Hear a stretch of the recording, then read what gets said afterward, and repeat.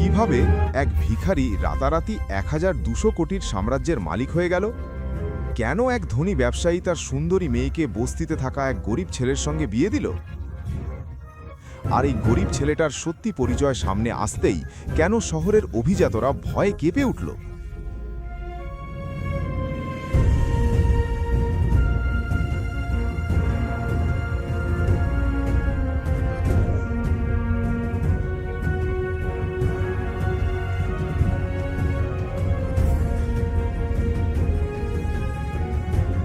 তুমি কি সত্যি আমার স্বামী?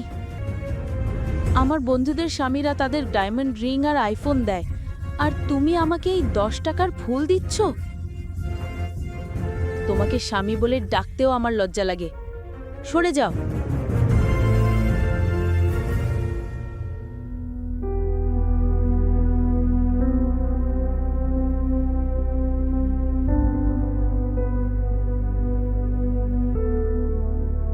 আদ্রিতা তার বাবার জোড়াজড়িতে নীলকে বিয়ে করেছিল, কিন্তু যখন সে জানল তার স্বামী কোনো ধনী ব্যবসায়ী নয়, বরং বস্তির এক গরিব ছেলে, তখন সে হতবম্ব হয়ে গেল।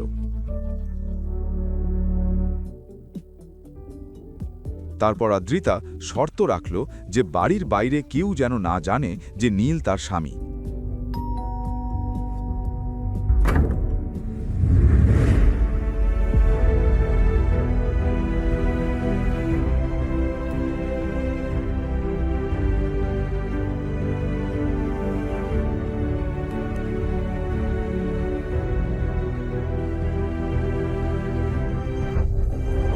নীল সেখানে ঘর জামাই হিসেবে থাকত, কিন্তু তার সঙ্গে ব্যবহার করা হতো চাকরের মতো। সবাই তাকে অপমান করত, ঠিকমতো খাবার বা ঘর সে পেত না। সে কার্পেটে বা কখনো কুকুরের ঘরেও ঘুমাত। আদ্রিতা তার বন্ধুদের বলেছিল যে তার বিয়ে বিদেশে হয়েছে, আর তার স্বামী লন্ডনের একজন নামী ব্যবসায়ী। কিন্তু যখন তার বন্ধুরা তাদের স্বামীদের দেওয়া দামি উপহার দেখাত, তখন আদ্রিতা হিংসায় জ্বলে উঠত। ভ্যালেন্টাইন্স ডে কাছে আসছিল, আর নীল আদ্রিতার জন্য একটা লাল গোলাপ এনেছিল, যেটা সে নিতে অস্বীকার করল। সে চিৎকার করে বলল, তোমার হাতে মাত্র 2 দিন। আমি অন্তত 1 লাখ টাকার একটা দামি ভ্যালেন্টাইন্স গিফট চাই। এত টাকা আমি জীবনে কখনো দেখিনি। আমি এত দামি উপহার কোথা থেকে আনবো? আমাকে বিয়ে করার আগে এসব ভাবা উচিত ছিল। তুমি তোমার স্ত্রীর চাহিদাটুকুও পূরণ করতে পারো না। জঘন্য।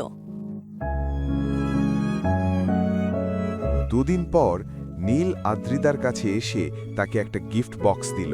আদ্রিতা বিরক্ত মুখে বক্সটা খুলল, কিন্তু ভেতরের জিনিসটা দেখেই সে হতবাক হয়ে গেল। এগুলো তো জিমি শু স্যান্ডেল। এগুলোর দাম 10 লাখ টাকা।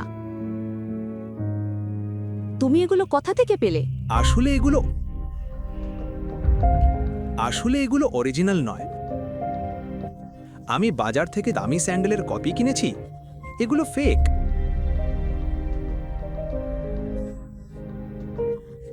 ফেক? আদ্রিতা দুঃখীমুখ করে স্যান্ডেলগুলো তার ঘরে রেখে দিল, কিন্তু কোয়ালিটি দেখে তার নীলকে নিয়ে একটু সন্দেহ হলো, কারণ স্যান্ডেলগুলো একদম অরিজিনালই লাগছিল। আসলে আপনি কি মিস্টার রয় চৌধুরীর কোনো বন্ধু?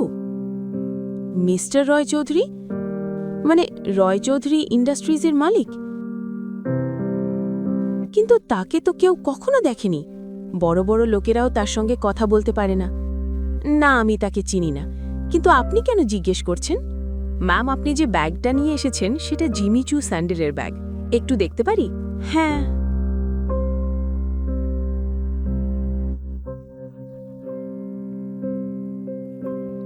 এগুলো special edition sandal ma'am. Cutting, design, logo এগুলো নকল করা অসম্ভব। ভারতে এটা মাত্র 2য় জোড়া, যেটা কিনেছেন মিস্টার রয় চৌধুরী।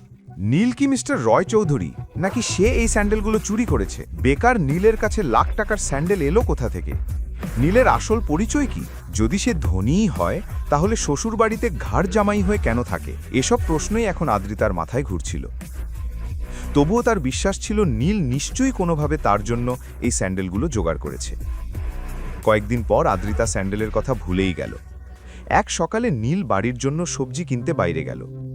আদ্রিতা তাড়াতাড়ি তৈরি হয়ে হলরুমে এসে রাগে চিৎকার করতে লাগল। মাম্মি, নীল কোথায়? এই লোকটা সব সময়ই অকেজো, সময় নষ্ট হয়ে যায়। আজ ভাবছিলাম ওকে আমার অফিসে নিয়ে যাব, কিন্তু এই ভদ্রলোক বাড়িতেই নেই। নীল, তুমি কোথায় ছিলে? এই সবজিগুলো আনতে গিয়েছিলাম। আমি তোমাকে শেষবারের মতো সুযোগ দিচ্ছি, আমার অফিসে এসো আর কিছু কাজ করো। ঘরে বসে বসে তুমি একেবারে অলস হয়ে গেছো। এক্ষুনি চলো, তোমার জন্যই আমি দেরি করছি। আমার ব্যাগটা নিয়ে এসো।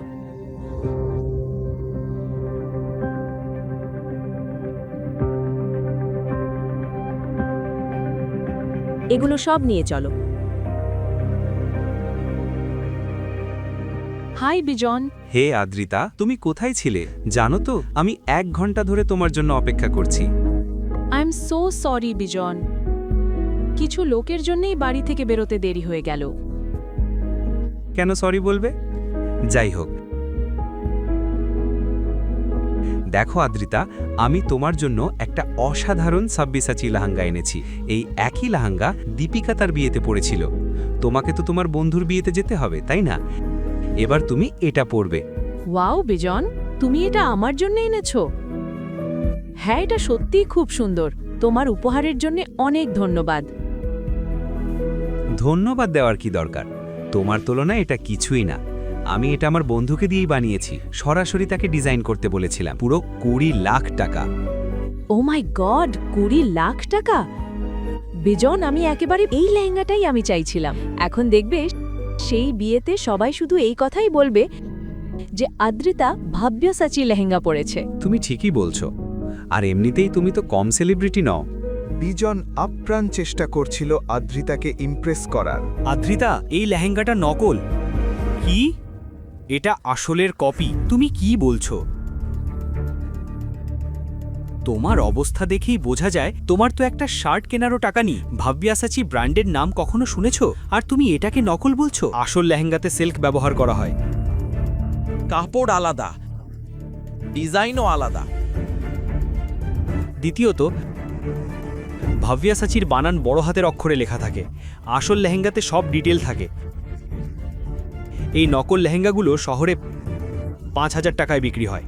আদ্রিতার কাছ থেকে ভালো করে দেখতেই বুঝলো লেহেঙ্গাটা আসলেই নকল। এটা দেখে বিজন চুপ করে গেল এবং নিজেকে বাঁচানোর চেষ্টা করতে লাগলো। আমার মনে হয় আমার বন্ধু আমাকে মিথ্যে বলেছে। আমি ওকে ছাড়ব না। আমি কেন তোমাকে নকল লেহেঙ্গা দেব? আমাকে যেতে হবে, আমার কিছু কাজ আছে।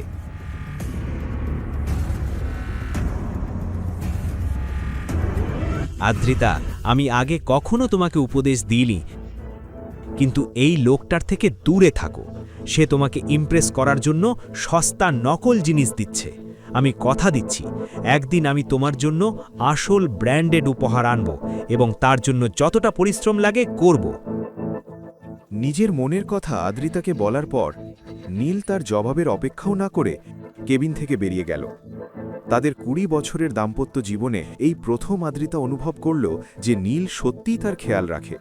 সে তাকে খারাপ লোকদের থেকে রক্ষা করছে। নীলের এই রূপ দেখে আদ্রিতা হতবাক হয়ে গেল। আজ প্রথমবার আদ্রিতার মনে এই প্রশ্নটা এলো, নীলকে আমার থেকে দূরে সরিয়ে দিয়ে কি আমি ভুল করেছি? আমি কি ভাবছি?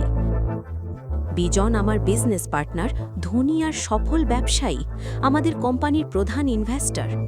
যদি এই ঘটনার জন্য বিজন আমার কোম্পানি থেকে সরে যায়, নীলের জন্য আমি আমার এত বছরের পরিশ্রম হারিয়ে ফেলব। আমি এই হার্ডওয়ার্ক ছাড়তে পারি না। আমার নীল দরকার নেই, আমার বিজন দরকার। এটা ভাবতে ভাবতেই আদ্রিতা নীলের ওপর আরও বেশি রেগে গেল। নীল, এটা কি পাগলামি? হ্যাঁ, কে তোমাকে অধিকার দিয়েছে আমাকে উপদেশ দেওয়ার? চুপ করো। তোমার এত সাহস কিভাবে হলো? এখানে তোমাকে আনা আমার ভুল ছিল। এখন চুপচাপ এখান থেকে বেরিয়ে যাও, চলে যাও। আরে দাঁড়াও, কোথায় যাচ্ছ? তুমি কি আমার কথা শুনতে পাচ্ছ না? আমি অনেকক্ষণ ধরে ডাকছি। আমার সামনে আমার উপহার নিয়ে এমনভাবে অপমান করার সাহস কিভাবে হলো?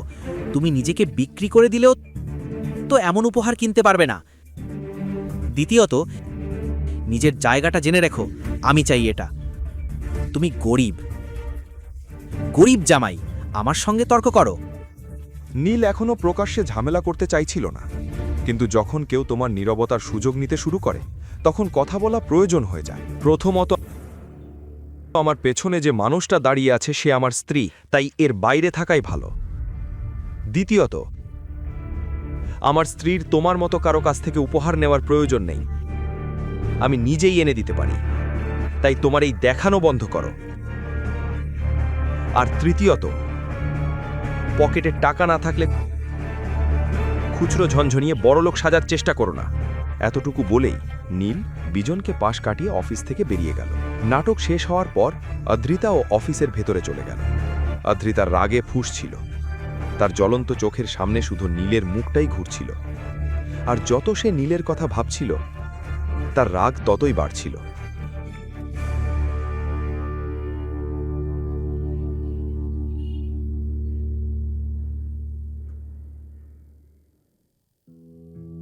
হ্যালো, আমি তোমার ফোনের অপেক্ষায় ছিলাম। আজ আমি তোমার একটি বিশেষ ব্যক্তির সঙ্গে মিটিং ঠিক করেছি। ঠিকানাটা আমি মেসেজ করেছি। একবার তাদের সঙ্গে দেখা করতে হবে। এটা 200 কোটির ডিল, আর যতক্ষণ না তুমি এই ডিল ফাইনাল করছো আমরা এই প্রজেক্ট নেব না। ঠিক আছে, কারোর সঙ্গে দেখা করতে আমার কোনো সমস্যা নেই, কিন্তু তার আগে তোমাকে আমার আরও 2টো শর্ত পূরণ করতে হবে। প্রথমত, আজই আমি একটি ভব্যসাচী লেহেঙ্গা চাই, যার দাম হবে 1 কোটি। আর দ্বিতীয় শর্তটা আমি তোমাকে হোয়াটসঅ্যাপ করছি, সেটাও ঠিক ততটাই বিশেষ। আর হ্যাঁ, কাজটা আজই হয়ে যেতে হবে। ঠিক আছে। ফোন কেটে দেওয়ার সাথে সাথেই নীল দেখল যে সে হোয়াটসঅ্যাপে একটি ঠিকানা পেয়েছে। সেই ঠিকানাটি ছিল গোল্ডেন পার্ক সোসাইটির, যেখানে তার মিটিং ছিল। গোল্ডেন পার্ক সোসাইটি শুধু সুরাটেই নয়, বরং গোটা গুজরাটের অন্যতম সবচেয়ে বিলাসবহুল সোসাইটি ছিল। কিন্তু নীল কার সঙ্গে দেখা করতে যাচ্ছিল এ সম্পর্কে তার কোনো তথ্যই ছিল না। নীল একটি ট্যাক্সি নিল এবং গোল্ডেন পার্ক সোসাইটির দিকে রওনা দিল।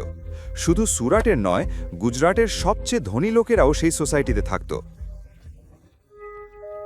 নীল ভেতরে ঢুকতে যেতেই গেটের সিকিউরিটি গার্ড তার পুরনো জামাকাপড় আর পায়ের চটি দেখে তাকে সেখানেই থামিয়ে দিল। আরে এই ভবঘুরে কোথায় ঢুকে পড়ছিস ভেবে এসেছিস? আমায় ভেতরে যেতে হবে, আমার একটি মিটিং আছে। আরে হারামজাদা, মিথ্যে বলার আগে অন্তত নিজের অবস্থা একবার দেখতিস। এটা গোল্ডেন পার্ক সোসাইটি, এখানে শহরের বড় লোকেরা বড় বড় গাড়িতে আসে, আর তুই এক ভিখারি এখানে ভিক্ষা করতে ঢুকছিস। তোদের মতো লোকদের আমি খুব ভালোই চিনি, এখনই এখান থেকে বেরিয়ে যা। এতটুকু বলে গার্ড নীলকে জোরে ধাক্কা দিল, আর নীল সেখানেই রাস্তায় পড়ে গেল। একেবারে একটি বিলাসবহুল গাড়ির সামনে গাড়িটি হঠাৎ জোরে ব্রেক কষল, আর নীল চাকার নিচে পড়ে যাওয়া থেকে বেঁচে গেল। সেই গাড়িটি ছিল গোল্ডেন পার্ক সোসাইটির মালিক মিস্টার খান্নার। সবাই তাকে রিয়েল এস্টেট কিং বলে ডাকত। সমস্ত বড় বড় বিল্ডিং আর সোসাইটি তিনিই বানিয়েছিলেন। গাড়িতে বসে থাকা মিস্টার খান্না এই দৃশ্য দেখেই নেমে পড়লেন এবং গার্ডের উপর চিৎকার করতে লাগলেন। এটা কি হচ্ছে, তাও আবার সোসাইটির গেটে? তুমি কি জানো না এসব করলে আমাদের সোসাইটির সুনাম নষ্ট হয়? দেখুন স্যার, এই ভবঘুরিটা জোর করে ভেতরে ঢুকছিল, আমি থামাতে চাইলে সে থামছিল না। নীল স্যার, আপনি আমাকে ক্ষমা করে দিন স্যার, আমি আপনাকে চিনতে পারিনি। যদি জানতাম এটা আপনি, আমি নিজেই আপনাকে রিসিভ করতে আসতাম স্যার। বোকা, তুমি জানো উনি কে? তুমি স্যারের সামনে আমার সম্মান নষ্ট করে দিয়েছো। আমি তোমাকে এই চাকরি থেকে বরখাস্ত করছি। এতে ওর দোষ নেই। আমার অবস্থা এমন যে কেউ আমাকে ভিখারি ভাববে। কিন্তু স্যার, আপনি এই অবস্থায় 4 বছর আগে যখন আপনার সঙ্গে দেখা হয়েছিল তখন আপনি একেবারে অন্যরকম ছিলেন। মিস্টার খান্না, এমন কিছু হয়েছে যা আমি আপনাকে বলতে পারছি না। তবে হ্যাঁ, খুব শিগগিরই সব কিছু বদলে যাবে। আপাতত আমাকে ভেতরে গিয়ে মিটিং করতে হবে, পরে আবার আপনার সঙ্গে দেখা হবে। জি নিশ্চয়ই স্যার।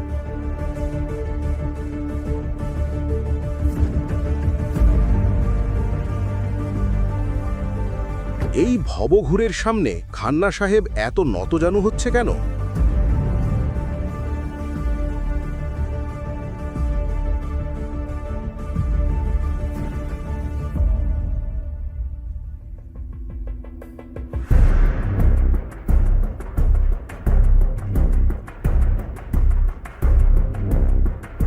তুমি আগে আমাকে বলনি কেন যে আমি এই লোকটার সঙ্গে ডিল করছি?